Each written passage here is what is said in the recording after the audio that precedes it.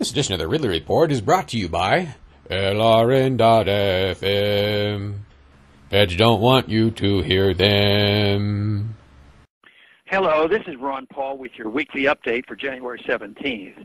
The terrible violence in Arizona last weekend prompted much national discussion on many issues. All Americans are united in their sympathies for the victims and their families. All wonder what could motivate such a horrible act. However, some have attempted to use this tragedy to discredit philosophical adversaries or score political points. This sort of opportunism is simply despicable. We are fortunate to live in a society where violence is universally denounced. Not one public official or commentator has attempted to justify this reprehensible act, yet the newspapers, internet, and airways are full of people trying to claim it was somehow motivated by someone else's political rhetoric. Most disturbing are the calls to use government power to censor certain forms of speech and even outlaw certain types of criticism of public officials.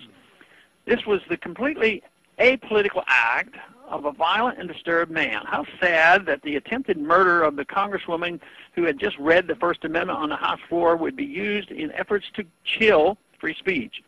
Perhaps some would feel safer if the Aliens and Sedition Acts were reinstated. Also troubling are the renewed calls for stricter gun control laws and for government to do something to somehow prevent similar incidents in the future. This always seems to be the knee-jerk reaction to any crime committed with a gun.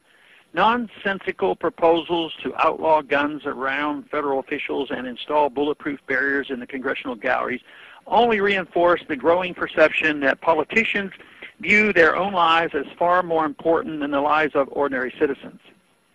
Politicians and a complicit media have conditioned many citizens to view government as a protector, leading to more demands for government action whenever tragedies occur. But this impulse is at odds with the best American traditions of self-reliance and individualism, and it also leads to bad laws and the loss of liberty. Remember, liberty only has meaning if we still believe in it when terrible things happen and more government security is demanded. Government cannot make us safe by mandating security any more than it can make us prosperous by decreeing an end to poverty. We need to reaffirm the core American value of individual responsibility. Consider the young man who had the courage to tackle the shooter and prevent further carnage because he himself had a concealed weapon. Without that gun, he could have been yet another sitting duck. When peaceful citizens are armed, they at least have a chance against armed criminals.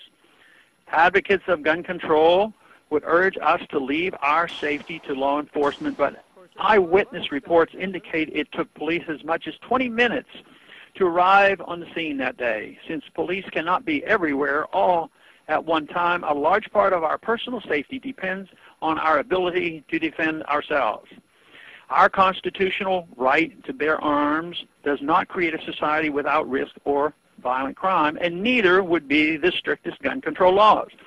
Guns and violence are a fact of life. The question is whether it is preferable to be defenseless while waiting for the police or to have the option to arm yourself. We certainly know criminals prefer the former.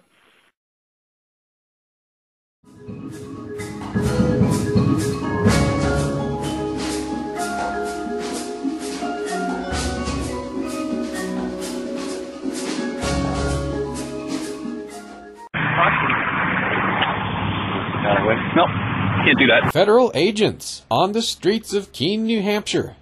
They're investigating reports of an unlicensed radio station said to be broadcasting LRN.FM. So why all the fuss? What is LRN.FM? Well, it's probably not something these agents want you to listen to. It's a 24-hour news talk broadcast, all pro-liberty. A true authoritarian-free zone. Tune in at LRN.FM to listen or broadcast their signal. LRN.FM. Feds don't want you to hear them.